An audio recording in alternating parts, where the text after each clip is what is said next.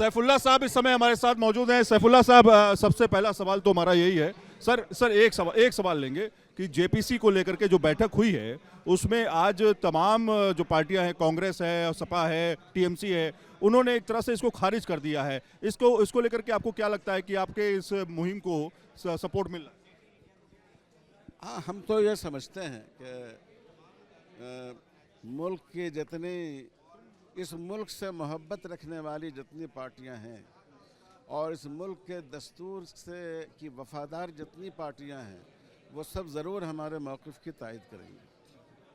तो हम इसको अच्छी नज़र से देखते हैं।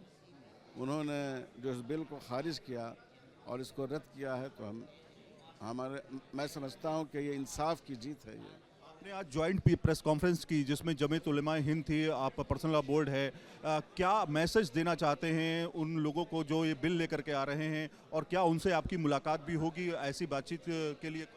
हमने तो बताया कि हम चाहते हैं कि इस बिल को वापस ले लिया जाए। इसकी बिल्कुल कोई ज़रूरत नहीं है, और अगर वो चाहेंगे तो हम मुलाकात के लिए भी तैयार हैं। बहुत इंपॉर्टेंट सवाल है, वक्फ बिल को लेकर के आपने कहा तमाम पार्टियों से बातचीत हो रही है, चंद्रबाबू नायडू से बातचीत हो रही है, नीतीश कुमार से बातचीत हो रही है, क्या चीज़ें हुई हैं अब तक? अभी इसका बताना कबल अज़ वक्त होगा, लेकिन से बातचीत हुई है? अब इसको अभी छोड़ दीजिए आप, इस सवाल का जवाब अभी मैं नहीं दूंगा। लेकिन हम लोग तमाम जो सियासी पार्टियां हैं, हम उनसे बात करने की कोशिश कर रहे हैं कि हम अपना मौक़िफ़ उनको समझा सकेंगे।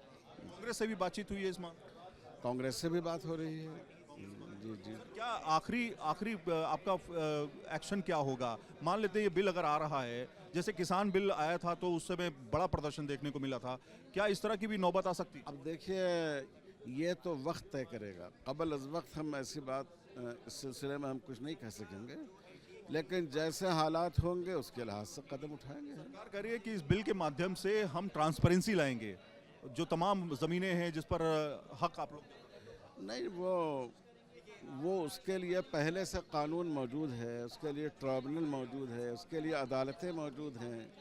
तो जो काम अदालतों के, ट्राइब्यूनल के करने कहा, उसको सरकार अपने हाथ में क्यों ले रही है? तो ये बिल्कुल गलत बयानी है सरकार की, इसमें कोई सच्चाई नहीं है।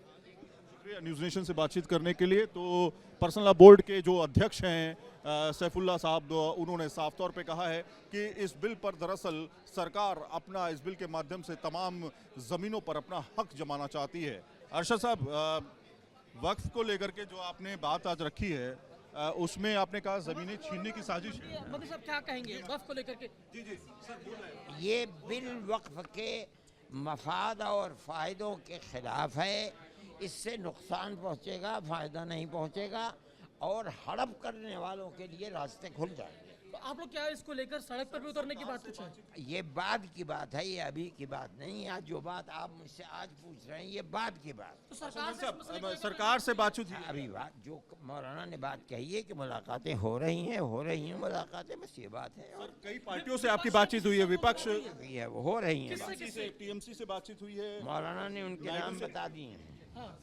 नहीं, रुक क्या होगा, क्योंकि आप लोग कह रहे हैं कि आपकी संपत्ति हड़प- यहाँ पे आप लोग कह रहे हैं कि संपत्ति आपकी हड़पना हाँ, चाहते हड़प रहे हैं, हड़पना चाहते हैं, और क्या। हैं। एक शब्द का जिक्र कर रहे हैं कि 10 सालों से एक तरीके से मुसलमानों को नजरअंदाज किया गया है। आप भी जानते हैं इस बातों को। उनके यक्सा सिविल कोड को लाया जा रहा है, तलाक के मसले के, इसके अंदर वक्फ को नुकसान पहुंचाया जा रहा है। तो वक्फ एक्ट में संशोधन आपका मंजूर नहीं है? नहीं, हमें तो अरशद बंदी साफ तौर पे कह रहे हैं कि जिस तरह से बिल लाया गया है और इस बिल की मुखालिफत करते हैं वो पूरी तरीके से, और देश भर में इसको लेकर के प्रदर्शन किया जाएगा, लेकिन पहले दूसरी पार्टियों से बातचीत भी होगी। जर्नलिस्ट जयराम के साथ Syed Aamir Hussain, news nation, Delhi. News nation अब व्हाट्सएप पर खबरों की ताजा अपडेट के लिए न्यूज नेशन के इस क्यूआर कोड को स्कैन करें।